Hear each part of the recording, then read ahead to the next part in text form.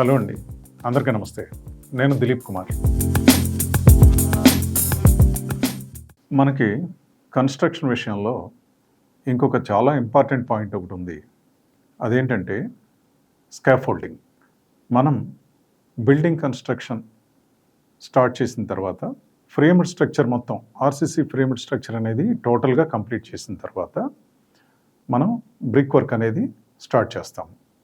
అది ఫ్లోర్ వైజ్గా brick work అనేది as per our time schedule మనం కంప్లీట్ చేసుకుంటూ ఫ్లోర్ వైజ్ కంప్లీట్ చేసుకుంటూ వెళ్తాం. ఇలా ఫ్లోర్ వైజ్ కంప్లీట్ చేసుకుంటూ వెళ్ళేటప్పుడు యాక్చువల్గా ప్రతి ఫ్లోర్ లెవెల్ అంటే సపోజ్ ఇప్పుడు మనము గ్రౌండ్ ఫ్లోర్లో బ్రిక్ వర్క్ కన్స్ట్రక్షన్ చేస్తున్నాం. ఈ బ్రిక్ వర్క్ కన్స్ట్రక్షన్ చేసేటప్పుడు మనము అవుటర్ వాల్స్ అనేవి కన్స్ట్రక్ట్ చేస్తాం. అవుటర్ వాల్స్ ఇంతకుముందు మనం చెప్పుకున్నట్టుగా అవుటర్ వాల్స్ అన్నీ 9 inches వాల్స్ ఉంటాయి. ఇంటర్నల్ వాల్స్ అన్నీ 4.5 inches థిక్నెస్ బ్రిక్ తోటి మనం కట్టుకుంటాము. సో ఈ అవుట్ సైడ్ వాల్స్ కన్స్ట్రక్ట్ చేసేటప్పుడు మనము అవుట్ సైడ్లో స్కాఫోల్డింగ్ అనేది ఏర్పాటు చేసుకోవాల్సిన అవసరం ఉంటుంది.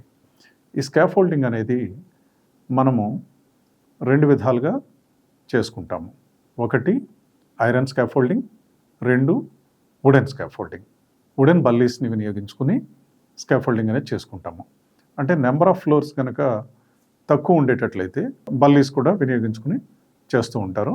సో ఈ రెండిట్లో మనం ఏది తీసుకున్నా కూడా ఒకటి సేఫ్టీ అనేటువంటి ఫ్యాక్టర్ని మనం ప్రాపర్గా గమనించుకోవాల్సిన అవసరం ఉంటుంది.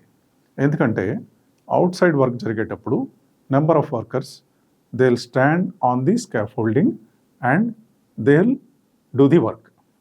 సో ఈ అవుట్ సైడ్ వర్క్ ఎగ్జిక్యూట్ చేసేటప్పుడు మనము వారికి సంబంధించినటువంటి సేఫ్టీ పాయింట్ ఆఫ్ వ్యూ అనేది చాలా జాగ్రత్తగా అబ్జర్వేషన్ చేయవలసిన అవసరం ఎంతైనా ఉంది. ఎందుకంటే హైట్ పెరిగే కొద్దీ రిస్క్ అనేది ఎక్కువ ఉంటుంది.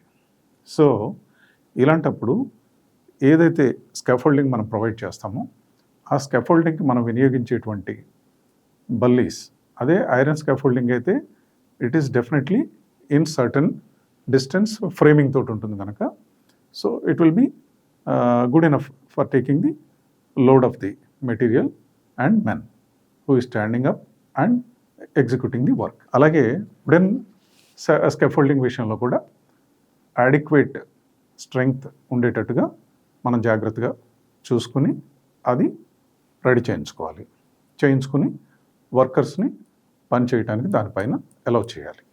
అలాగే వాళ్ళు వర్క్ చేసేటప్పుడు ఆ స్కాఫోల్డింగ్ పైన మనము వారికి కన్వీనియంట్గా ఉండేటట్టుగా మ్యాట్స్ అవి ఐరన్తో తయారు చేస్తారు. అలాగే వుడెన్ బ్యాంబూస్తో కూడా తయారు చేస్తారు, అవి వినియోగిస్తారు. సో వాటిని కూడా మనం చాలా జాగ్రత్తగా గమనించుకోవాలి. వాటిని ప్రాపర్గా టై చేసుకుని అప్పుడే వర్కర్స్ని దానిపైన అలౌ చేయాలి. సో ఈ విషయాన్ని జాగ్రత్తగా గమనించుకోవాలి. అలాగే బ్రిక్ వర్క్ చేసేటప్పుడు అవుట్ సైడ్ వాల్స్లో విండోస్ ఉంటాయి. ఈ విండో ఓపెనింగ్స్ పైన మనము చజ్జా అనేటువంటి ఒక ఆర్సీసీ స్లాబ్ ప్రొజెక్షన్ని ప్రొవైడ్ చేస్తాం.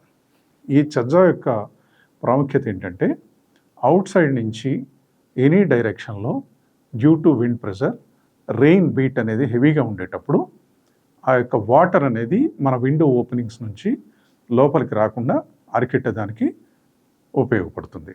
అలాగే ఈస్థెటిక్ పాయింట్ ఆఫ్ వ్యూలో ఆ ఎలివేషన్లో మన బిల్డింగ్ కట్టేటప్పుడు ఆ బిల్డింగ్ యొక్క లుక్ ఎన్హాన్స్ అయ్యే విధంగా ఉండేటట్టుగా ఈ మధ్యకాలంలో నవేడేస్లో కాంటెంపరీ ఎలివేషన్స్లో విండోస్ చుట్టూతా they are giving a border of about 6 inches projection with 4 inches thickness brick work. అలాగే ఎలివేషన్ అనేది చాలా అత్యంత ప్రాధాన్యమైనటువంటి అంశం మన బిల్డింగ్ యొక్క లుక్కి సంబంధించినంత వరకు. మనం ఏదైతే 3D ఎలివేషన్ ఫైనల్ చేస్తామో ఆ 3D ఎలివేషన్ ప్రకారంగా మనము we need to get 2D elevation drawing for work execution from the architect. We need to get it. అది తీసుకుని ఆ యొక్క డ్రాయింగ్కి సంబంధించినట్లుగా వారి ఎలివేషన్ ఫోటో ఎలా అయితే మనకు చూపిస్తారో ఆ ఎలివేషన్ ఫోటోలో ఉండేటువంటి ఆ లుక్ మనం తీసుకురావడానికి కావాల్సినటువంటి నిర్మాణం మనం వర్క్ చేసేటప్పుడు చాలా ప్రికాషనరీగా చేయవలసి ఉంటుంది.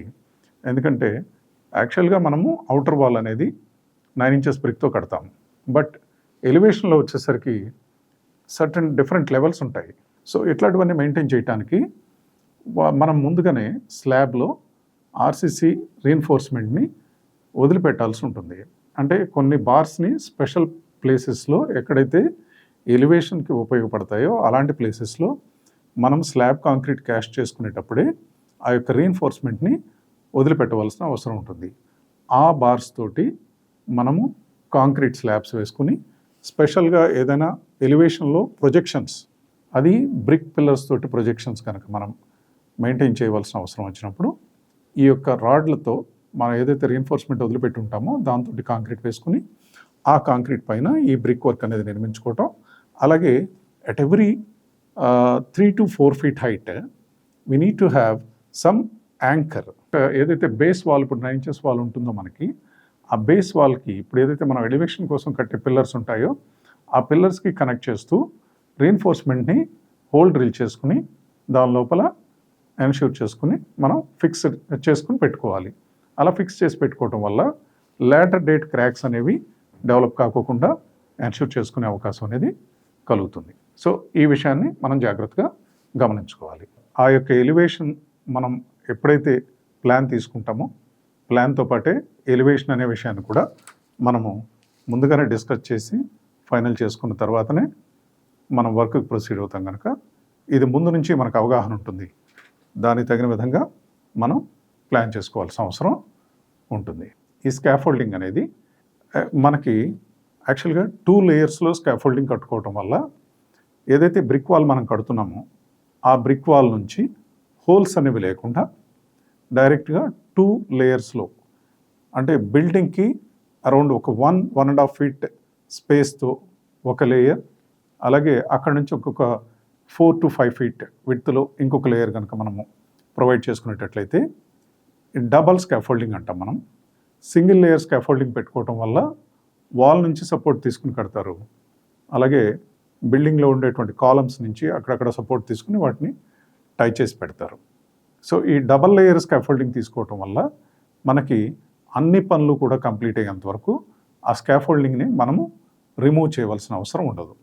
లేదు అంటే కనుక సింగిల్ లేయర్ స్కాఫోల్డింగ్ కనుక మనం కట్టుకునేటట్లయితే బ్రిక్ వర్క్ కంప్లీట్ చేసి అంతవరకు మనం అది ఉంచగలుగుతాము.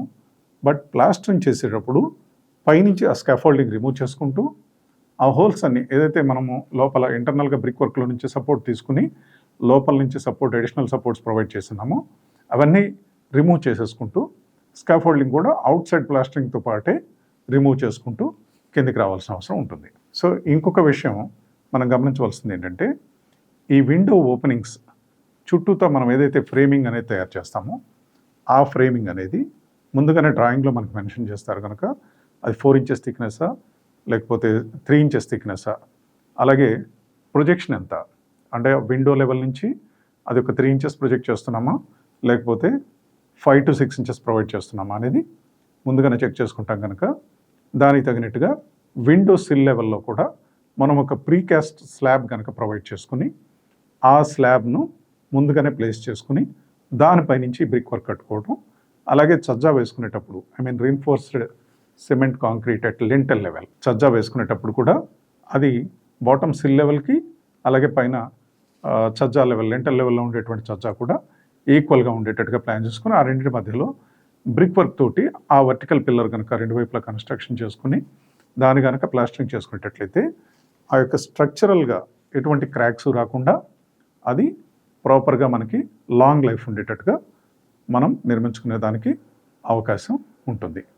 అలాగే ఈ ఎలివేషన్లో వచ్చేటువంటి ప్రొజెక్షన్స్ విషయంలో కూడా మనం ఇంతకుముందు చెప్పుకున్నట్టుగానే ప్రీకాస్ట్ స్లాబ్స్ని ఎక్కడైనా వినియోగించవలసి వస్తే కనుక బ్రిక్ వర్క్ చేసే టైంలోనే ఆ ఎక్స్టర్నల్ పోర్షన్స్లో ఆ ప్రీకాస్ట్ స్లాబ్స్ని ఇన్సర్ట్ చేసుకుని ఫిక్స్ చేసేసుకుని బ్రిక్ వర్క్ నిర్మించుకోవడం వల్ల అవి కూడా చాలా దృఢంగా ఉండే అవకాశం అనేది ఉంటుంది. దానిపైన ఈ ఎలివేషన్ పర్పస్గా మనం కట్టేటువంటి పిల్లర్స్ కానీ ప్రొజెక్టెడ్ ప్లేసెస్లో మనం కట్టేటువంటి ఈ బ్రిక్ వర్క్ ప్రొజెక్షన్స్ కానీ ప్రాపర్గా ఎన్ష్యూర్ చేసుకుని అంటే స్ట్రెంగ్త్ క్రాక్స్ డెవలప్ కాకోకుండా ఉండేటట్టుగా స్ట్రెంగ్త్ని వాటి యొక్క స్ట్రెంగ్త్ని ఎన్ష్యూర్ చేసుకుని by means of drilling holes and inserting rods అనేది ఎన్ష్యూర్ చేసుకోవాలి. బై ఎనీ ఛాన్స్ మనం ముందుగానే స్లాబ్ ప్రొజెక్షన్స్లో అలాగే లేదా స్లాబ్ క్యాష్ చేసే టైంలో రీఎన్ఫోర్స్మెంట్ కనుక మనం వదిలిపెట్టకుండా ఇన్బిల్ట్ మనం కనుక నిర్మాణం పూర్తి చేసేసి స్లాబ్ కంప్లీట్ చేసేసుకునేటట్లయితే అలాంటి సందర్భాల్లో కూడా మన ఎలివేషన్ పర్పస్గా కొన్ని చోట్ల మనము ఇవి ఇవ్వవలసి ఉంటుంది. ప్రొజెక్షన్కి సంబంధించినటువంటి ప్రొవిజన్స్ ఇవ్వవలసిన అవసరం ఉంటుంది.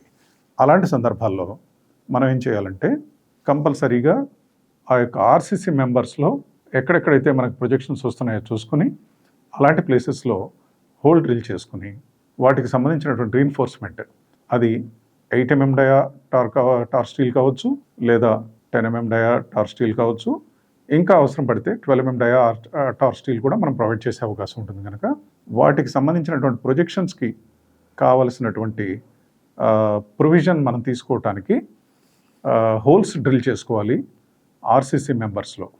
అది కాలమ్స్లో కావచ్చు, బీమ్స్లో కావచ్చు, అలాగే ఈవెన్ సర్టన్ ప్లేసెస్ అట్ స్లాబ్స్లో కూడా కావచ్చు. దానిలో కంపల్సరీగా హోల్స్ డ్రిల్ చేసుకుని లాక్ సెట్ కెమికల్ అనేది దొరుకుతుంది మనకి. ఆ యొక్క లాక్ సెట్ కెమికల్ని వినియోగించి ఈ రాడ్స్ని కనుక మనం వాటిలో ఇన్సర్ట్ చేసుకుని ప్రొవైడ్ చేసుకున్నట్లయితే అవి as good as built in reinforcement లాగా స్ట్రెంగ్త్ని ఇవ్వగలుగుతాయి. అండ్ మన ప్రొజెక్షన్స్ కూడా చాలా కాలం పాటు ఎటువంటి క్రాక్స్ రాకోకుండా మనకి లైఫ్ ఆఫ్ ది ఎలివేషన్ కూడా మనకి బాగుంటుంది. మెయింటెనెన్స్ అనేది అవసరం పడకోకుండా ఉంటుంది. ఈ విషయాన్ని చాలా జాగ్రత్తగా గమనించుకోవాల్సిన అవసరం ఉంది. మరిన్ని విషయాలు మనం నెక్స్ట్ వీడియోలో తెలుసుకుందాం. ఈ వీడియో కనుక మీకు నచ్చినట్లయితే please like, share and subscribe. Quote of the day: let your past make you better, not bitter. Thanks for watching.